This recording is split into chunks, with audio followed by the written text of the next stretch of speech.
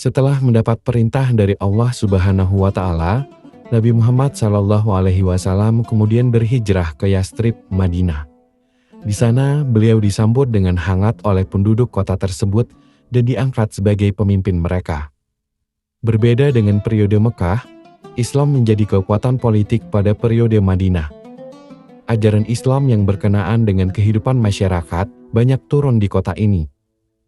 Nabi Muhammad SAW mempunyai dua kedudukan sekaligus, yakni sebagai kepala negara sekaligus sebagai pemimpin agama.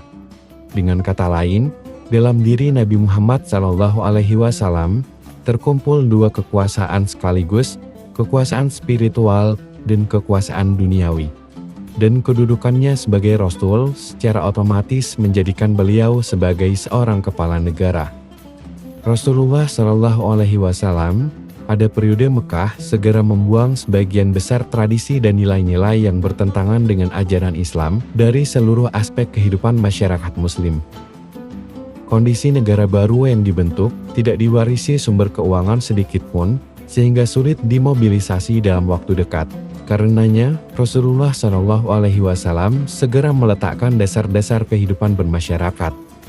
Di antaranya, yaitu membangun masjid sebagai Islamic Center, menjalin ukhuwah Islamiyah antara kaum muhajirin dengan kaum ansor, menjalin kedamaian dalam negara, mengeluarkan hak dan kewajiban bagi warga negaranya, membuat konstitusi negara, menyusun sistem pertahanan negara, dan meletakkan dasar-dasar keuangan negara.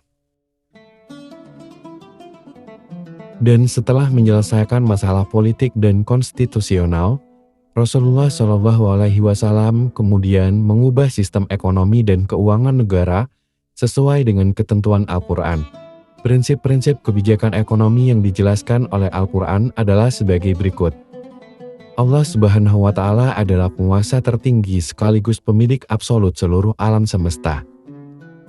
Dan manusia hanyalah khalifah Allah di muka bumi, bukan pemilik yang sebenarnya. Semua yang dimiliki dan didapatkan manusia adalah atas izin Allah. Oleh karena itu, manusia yang kurang beruntung mempunyai hak atas sebagian kekayaan yang dimiliki oleh manusia lain yang lebih beruntung. Dan kekayaan harus berputar dan tidak boleh ditimbun. Eksploitasi ekonomi dalam segala bentuknya, termasuk riba, harus dihilangkan. Menerapkan sistem warisan sebagai media redistribusi kekayaan, serta menetapkan kewajiban bagi seluruh individu termasuk orang miskin.